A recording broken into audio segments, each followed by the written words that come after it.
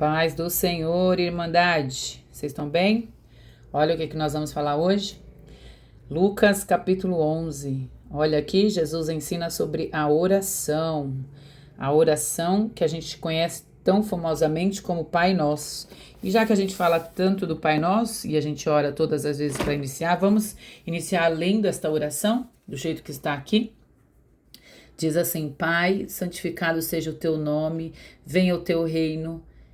Dá-nos o pão nosso de cada dia, perdoa os nossos pecados, pois também perdoamos todos os nossos...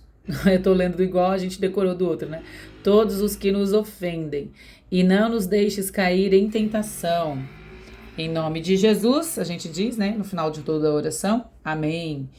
É diferente aqui, né, gente? Jesus estava orando e aí é possível a gente ver... Muito, Lucas mostra bastante isso, Jesus orando. É possível ver também que Jesus termina a oração. Vamos ler aqui, ó. Vou ler do 1, diz assim, ó. Eu tô por cima aqui.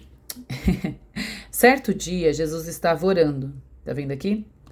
Em determinado lugar.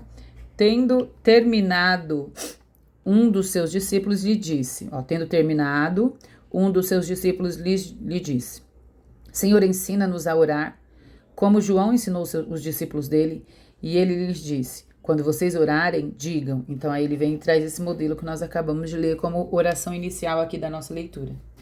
É interessante que ele não ousou interromper, né?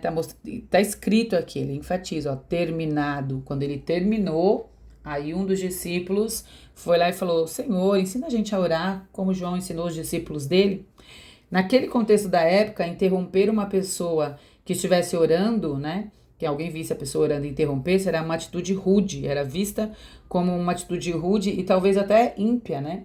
Do versículo 2 aqui, ó, até o 4, vamos ler então. Não, a gente já leu, né? Até o 4. A gente leu tudo, até o 4 aqui, ó. Do versículo 2 até o 4, Jesus ensina então esse modelo aqui de oração. Vamos só grifar, que eu não tinha grifado, né? Então ele ensina um modelo de oração. O foco é uma oração resumida, porque é diferente. Você vê, a gente até memorizou na outra, que é mais completa, né?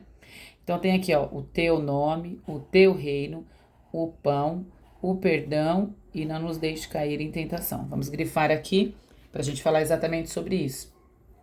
Aqui é uma versão resumida, diferente da versão que está lá em Mateus, né? Mas nós podemos perceber que o foco é em Deus, Deus como Pai. A gente tem que entender essa relação do Deus Pai, né? O nome, na verdade, ele fala assim, ó, o nome seja santificado, ó, santificado seja o teu nome. O nome é de quê? O nome do Pai. O reino é do Pai, o pão é do Pai, porque é Ele que nos dá, né? Dá-nos o pão. Se é Ele que nos dá, o pão é dele. E quando está escrito pão aqui, o sentido é de cumprimento de pão diário, é todo dia mesmo. É como está lá em Mateus, o pão nosso de cada dia nos dá. E hoje é exatamente isso. E aqui, quando ele colocou assim, ó, dá-nos o pão nosso de cada dia, é a mesma coisa, né? Só que ele está falando como aquela coisa do maná que vinha todo dia, que Deus enviava todo dia. E é isso que está escrito aqui, um suprimento do Senhor para quem pede, né? Olha só, nós devemos pedir, né? E uma coisa que fala que a gente tem que fazer também é pedir perdão, ó. Perdoa os nossos pecados. Significa que a gente precisa pedir perdão. Nós precisamos, é uma necessidade pedir perdão, né? E pedir perdão para quem? Para Ele, né? Nós temos que quando a gente fala aqui, ó, pedir perdão, nós precisamos, assim, nos relacionar com esse Pai. Porque para pedir perdão você tem que falar com Ele, né? Você tem que reconhecer, dizer para o Senhor aquilo que você precisa de perdão. E se dizer para Ele que precisa de perdão é dizer que a gente está em dívida, a gente está em uma falta para com Deus. Os judeus usavam a mesma palavra pecado para a palavra dívida, né? Então se a gente está pedindo perdão é em função de um pecado que nada mais é que uma dívida, a gente está devendo, né? Como se fosse assim, é o mesmo sentido da palavra. E se a gente for substituir, então, por dívida, quando ele fala que nós devemos perdoar os outros, né? Quando fala aqui, pois também perdoamos todos os que nos ofendem. Olha só como isso é forte. Perdoamos todos os que nos ofendem. Quando fala isso, significa que os outros, eles são devedores de algo para nós. Lembra que é uma dívida? Você perdoa uma dívida. Pecado aqui do outro é uma dívida. Então, alguém está te devendo alguma coisa. E mesmo assim, você tem que perdoar, mesmo que a pessoa não tenha pago. Olha que loucura isso, né, gente? Olha o perdão. Está ensinando sobre o perdão.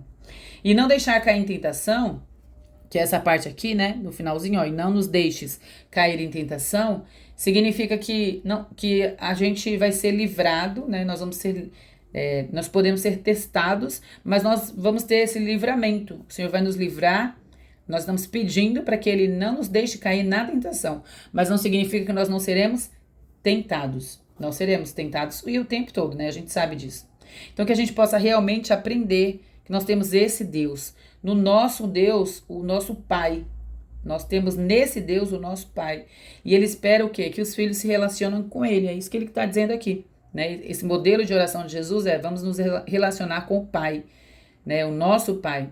Então a gente precisa entender que Ele não é só poderoso, supridor, zeloso, que é tudo isso que diz aqui, ó.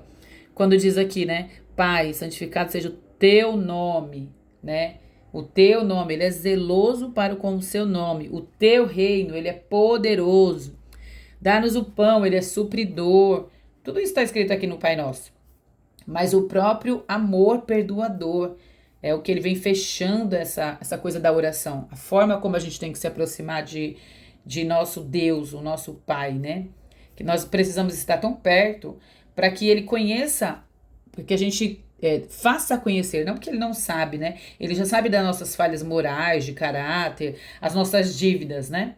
Mas para que a gente possa estar tão perto dEle a ponto de ter essa conversa com Ele e dizer assim, Senhor, tá aqui. Me perdoa por isso, eu te trago aqui diante do Senhor, me perdoa e dispensa esse amor sobre mim. Olha que coisa linda, né? Sobre nós, né? Todos nós temos motivos, né? Para estar junto dele e fazer esse pedido de perdão. Eu quis gastar um pouquinho mais aqui no Pai Nosso, mesmo sendo essa forma mais resumida, mas para a gente ter mais essa consideração com o modelo de oração que o Senhor Jesus nos deixou, né? Do versículo 5 a 8... ele, aqui ó, do 5 a 8, deixa eu até dar uma grifadinha aqui, que eu não tinha grifado, ó. Ele fala de uma porta que está fechada, e aí ele fala, ó, se levantará e lhe dará tudo que você precisar. Aí, é interessante aqui, que Jesus, ele continua ensinando, né? Ele tá sempre ensinando, e aqui ele tá usando a figura de um amigo, ó, aqui ó, amigo, tá vendo?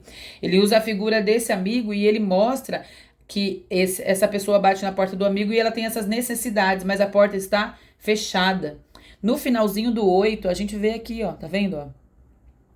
Levanta, tá escrito aqui, ó, mostra ele suprindo essa necessidade. Significa o quê? Que a porta foi aberta. Implica o quê? Relacionamento. A porta foi aberta. Louvado seja o Senhor. Então ele vem nos ensinando mais uma vez, sobre relacionamento. Esse Pai que nos ama, nos perdoa, que quer se relacionar conosco. E aí do 9... Vamos ler aqui, ó, no 9, vamos ler o 9 só pra gente, só o que tá grifado aqui. Aí ele fala novamente sobre a porta, ó, batam e a porta se abrirá a vocês. Aí ele vem continuando com essa explicação do pai, ó, qual pai, que o filho pede um peixe, lhe dará uma cobra. Aí vamos ler o 13, diz assim, ó, portanto, se vocês, apesar de serem maus, ó como Deus nos conhece, ele sabe que a gente é ruim, né? Se vocês, apesar de serem maus, sabem aqui, perdão, engasguei. Apesar de serem maus, sabem dar coisas, aqui ó, boas coisas, né? Sabem dar boas coisas aos seus filhos, quanto mais, deixei muito perto. O Pai que está nos céus dará o Espírito Santo, olha isso, o Espírito Santo aos que o pedirem. Nossa, eu deixei tão perto que vocês não conseguem nem ver, né, gente? Melhorou, né? O Espírito Santo a todos que o pedirem. Ele continua explicando sobre essa coisa do relacionamento, a gente vai lá, bate, a porta abre, a porta será aberta, o Senhor ele está disponível, tem acesso. E aí ele diz assim, ó, eu sou o bom pai. O pai, e a gente nem é bom, né? Ele fala, e dá esse exemplo dizendo assim, quando vocês que são maus sabem dar coisas boas aos seus filhos, quem dirá ele, né, gente? Ele pode e sabe nos dar. E aí o texto continua aqui, vamos ler aqui só do 14 e o 15 pra gente entender, diz assim, ó. Jesus e Beelzebub, tá reto? Tá, né? Tá um pouquinho torto. Não, entortei foi mais. Aí, ó. Jesus e Beelzebub. Essa também tá em Marcos e Mateus. Aí diz assim, ó. Jesus estava expulsando um demônio que era mudo. Então, Jesus estava expulsando um demônio, que era mudo.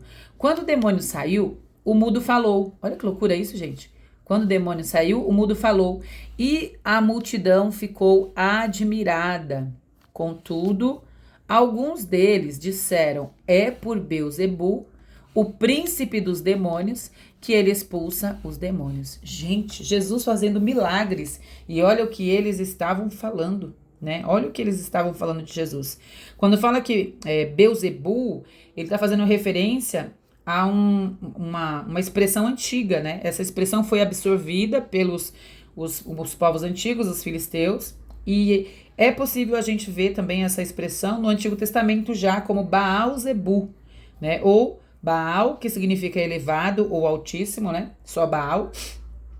E aí os israelitas mudaram esse nome para Baal-Zebub, né? E aí eles colocam não como Beelzebul, mas Baal-Zebub, que significa Senhor das Moscas, coisa feia, né? Pois estavam ridicularizando a divindade pagã. Eles estavam chamando ele de Senhor das Moscas. Olha isso. Essa divindade acabou sendo identificada como uma referência ao próprio Satanás no Novo Testamento, que é o que a gente vê aqui, né? Ó, o príncipe tá aqui, ó, o príncipe dos demônios, é por Beelzebul, né? E nessa parte do texto, Jesus expulsa o demônio, tá? Aqui nessa parte do texto, nós vamos ler depois. Expulsa o demônio, ele enfatizou a chegada do reino.